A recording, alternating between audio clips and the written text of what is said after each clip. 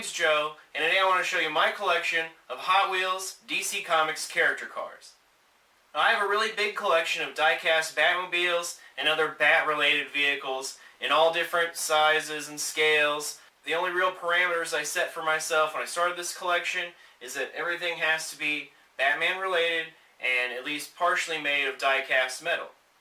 A lot of the cars in this collection are based on movies, TV shows, cartoon series, comic book series, and some of them aren't based on any other media at all. They are original designs by the people at Hot Wheels. A lot of the vehicle designs in this line look like vehicles that the character might actually drive, and some of them look like the character somehow transformed into a vehicle. I think that's really goofy, silly fun. They also do character cars for Marvel and Star Wars, and a lot of those look great, but I have to draw a line somewhere. So I limit myself to just Batman and Batman-related vehicles. There's nothing on the package to indicate what scale the character cars are. I think they're supposed to be 1/64th scale, although they tend to be larger than your typical 1/64th scale basic Hot Wheels car. These have a lot more paint detail and all original sculpting on them, which makes the price a little bit higher. These range about $3.50 to $4 depending on where you buy them. And it doesn't seem like they're real popular with collectors because I've never heard anybody talking about them on any forums. I've never really had any trouble finding any of them either. So with all that out of the way, let's get started with my review of DC Comics character cars. Cheers. This is the first car in the line that I picked up. It's the original Batmobile, and this one's pretty cool. I like it a lot. I like the design, but it doesn't seem like it fits in well with the rest of the set because all the other cars seem like they're designed as if the character had been transformed into a car, and they carry over a lot of the costume design and character design, and this one doesn't really. However, it is a really nice looking Batmobile, but it looks like something that Batman would actually drive rather than Batman being transformed into a vehicle. Okay, here's the Joker car. This is another one that came out kind of early on in the line, and it's been reissued a number of times. I really like this one a lot. I think the front end there, the grill, looks like Joker's teeth. Really like the exhaust pipes there along the sides that are such bright green, and I really like the hint of orange that you get on the wheels and underneath there. I think that's really, really sharp. This looks like something that the Joker might have actually driven in the comics. Alright, here's the TwoFace car, and this is probably one of my least favorites out of this little collection here, and because it's so boring looking, and I also don't like how low the canopy is. It doesn't even seem like there'd be enough headroom for you to actually drive that car. But one thing I do really like about it is that the pink plastic that they use under the body of this car on the side there is sculpted to look like striated muscle that would be exposed under Two-Face's burnt flesh. I think that's a really cool detail, but aside from that, probably one of my least favorite cars in this collection.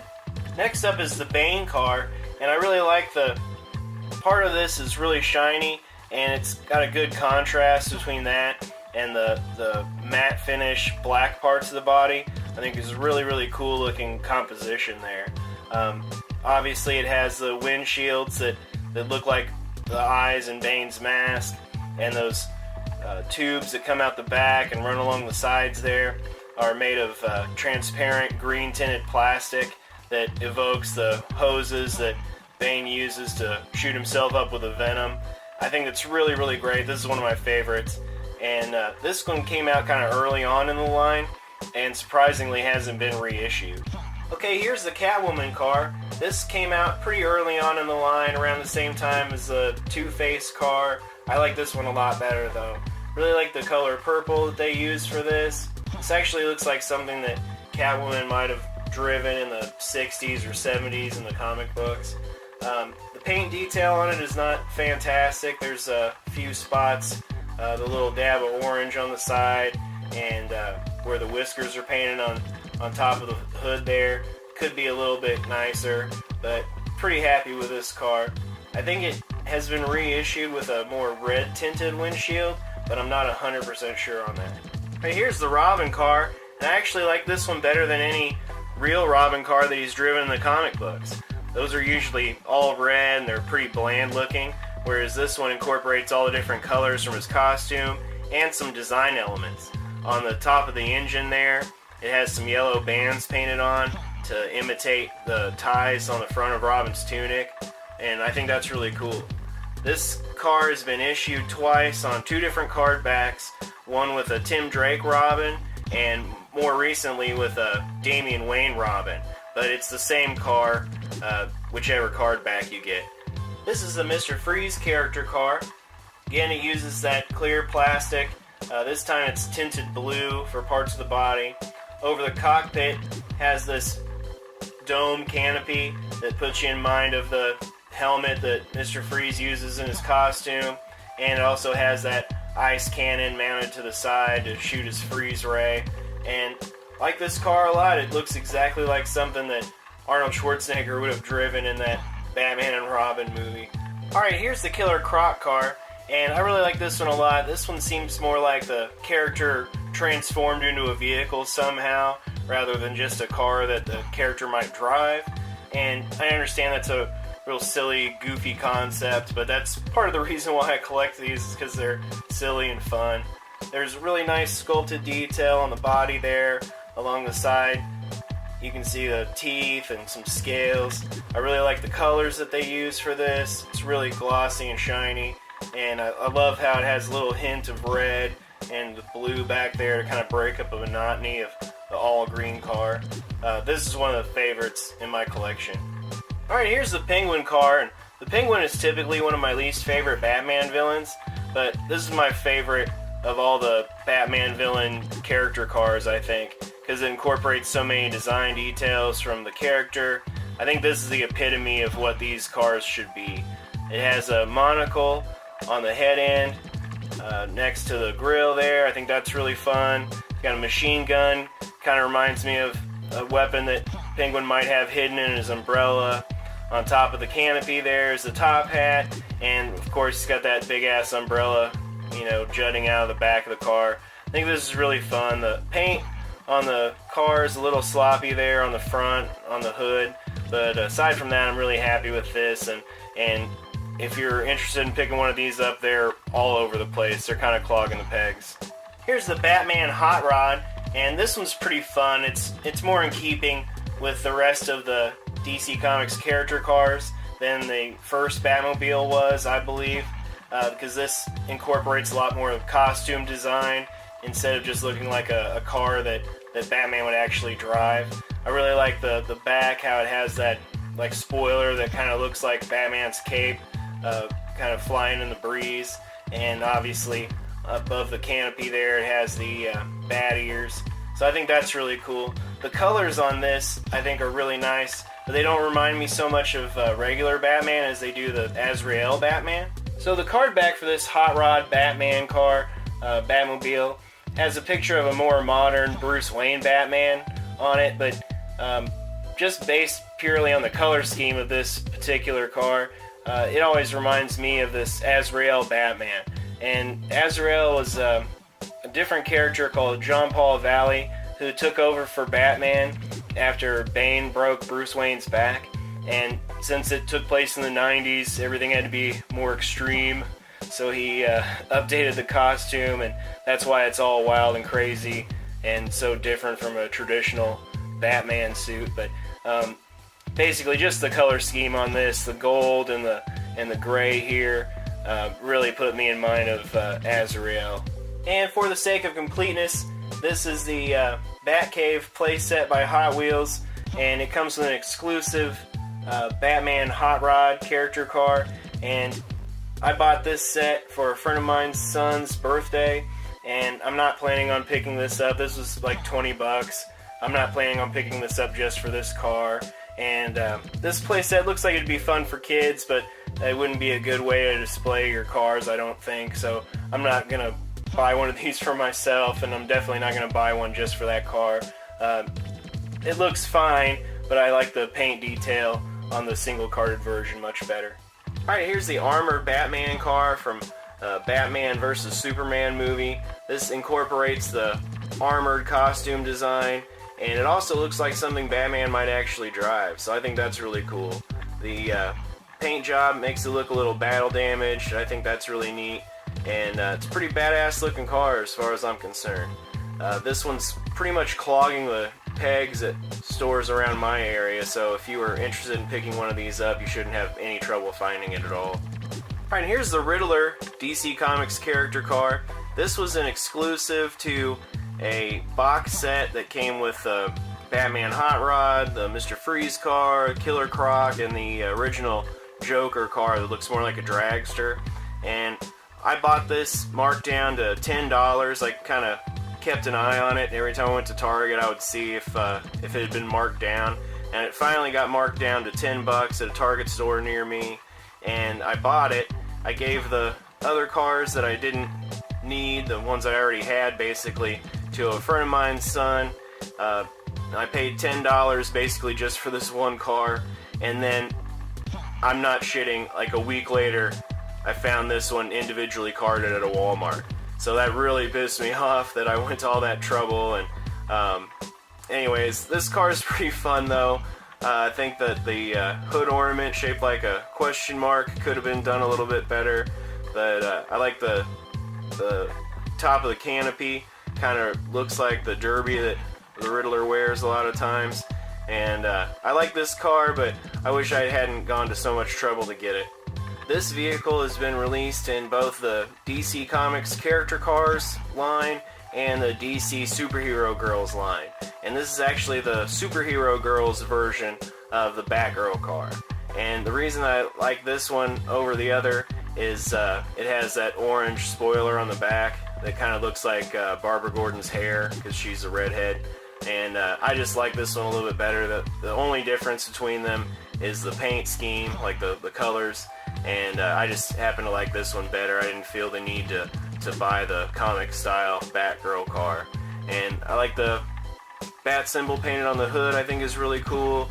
The paint on this is really, really nice and clean. It's got kind of a yellow dotted line that runs up and down both sides there. That's painted really, really well. And this car is pretty fun. This is a recent addition to the line. This is the Deadshot car. Deadshot started out as a C or a D-list Batman villain, and since then he's recently had his status kind of elevated. His stock's gone up because he's made appearances in movies like Suicide Squad and other media. And this car is based on Deadshot's more recent comic book style costume. I would have preferred it if it was based on his original costume instead, but it's not a huge deal. The paint on this is not so great. There's parts where the silver and the red don't match up real well, but it's still pretty well done. And I really like the cannon on the side there. Basically, Deadshot's like a sniper or a hitman type character, or sharpshooter, and so that cannon along the side there is done up to look like a assault rifle. I think that's really cool. This is another recent addition to this line. This is another Joker car. The paint on this is kind of so-so. The body is mostly this like chalky kind of white, and I've got a little paint blemish on the back there, and it was hard to pick one out that had nice clean red lines running down the side. Now, this Joker car is based on a more modern version of Joker from the comic books.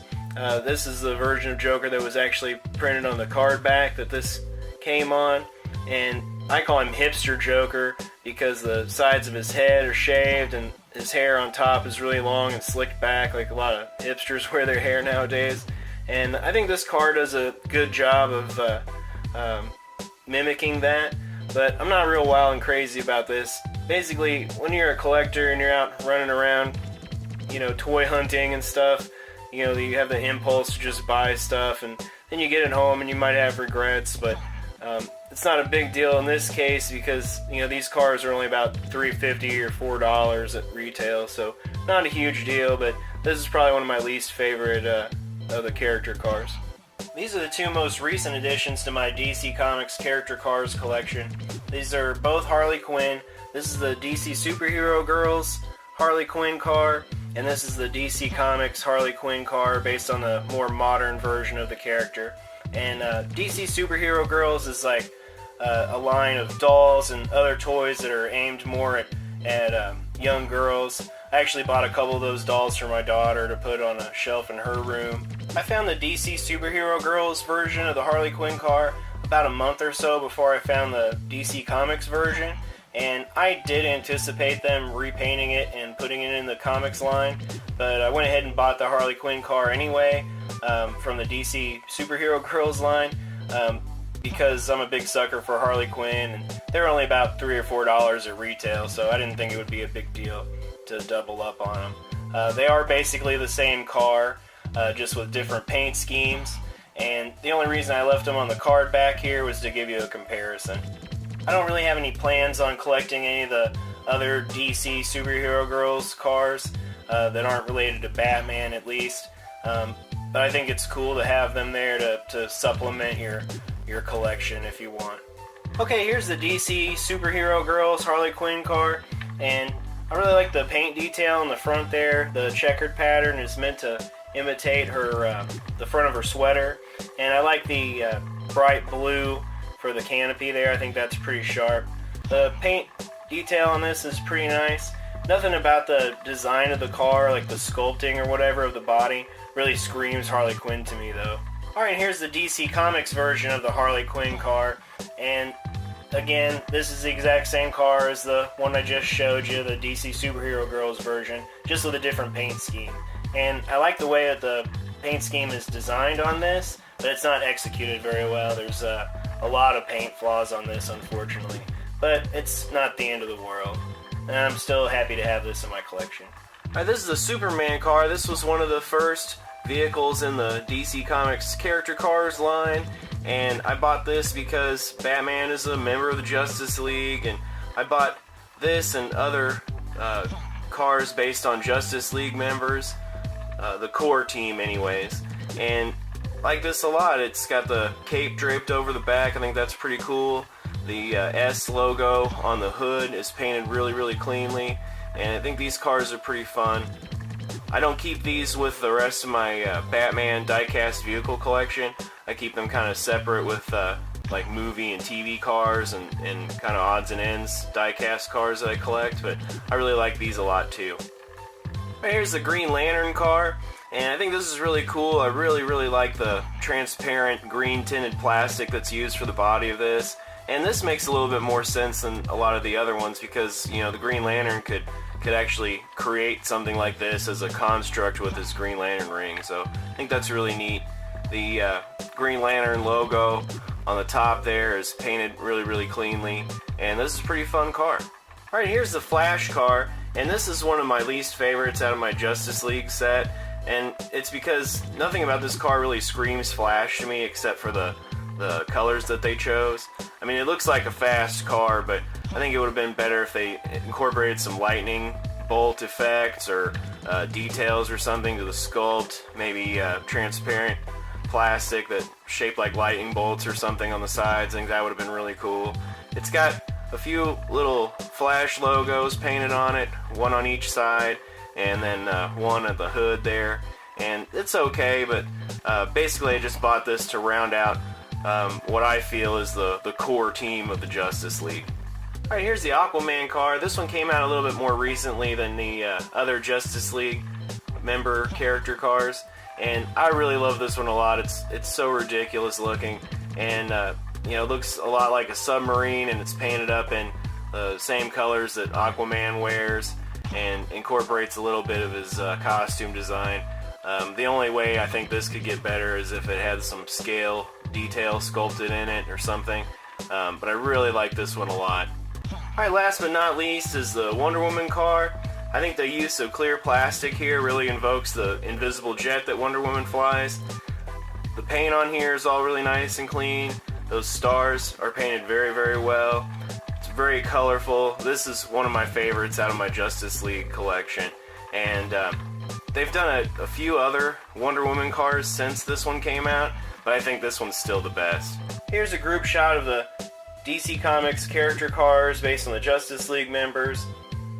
I don't keep these with my Batman diecast vehicle collection, but I did buy them because they are Batman related since he's a member of the Justice League. There is a different Superman car that was released in conjunction with Batman vs. Superman. It's been reissued several times. I don't like it near as much as this one. There's a Wonder Woman car that's the same way. It's got really dull paint scheme on it. I don't really care for it too much. There's another Wonder Woman car that came in a 2-pack with an Ares car in support of the Wonder Woman movie, and I wasn't real impressed with either of those, so I didn't pick those up.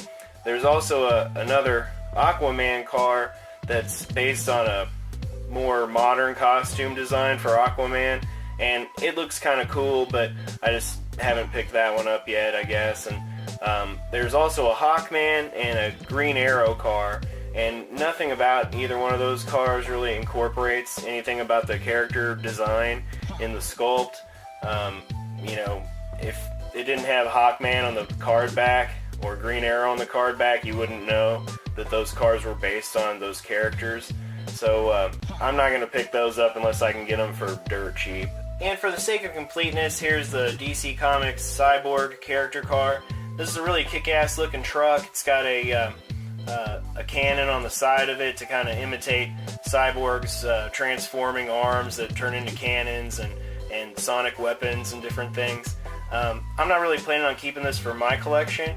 I bought this for my friend's son for his birthday. I don't have anything against Cyborg as a character, and it's definitely not a race thing. It's just that to me he's still like a member of the Teen Titans. That's how I perceive him. I've got my Justice League cars in a case that only holds 6 cars. So to add this to that collection, I'd have to buy another case and then fill up 5 more spots to satisfy my obsessive compulsive disorder. There's also a Katana car in the DC Comics line. I'm not particularly interested in. She was part of the Outsiders at one point, but I've never really been too big on those comics, and to me the connection to Batman's not really strong enough to warrant picking up Katana. Alright, I've got all my cars back in their case where they belong, and that's the end of the review. I hope you enjoyed it. Maybe you'll be inspired to start your own collection of DC Comics character cars. Until next time, take care. Bye.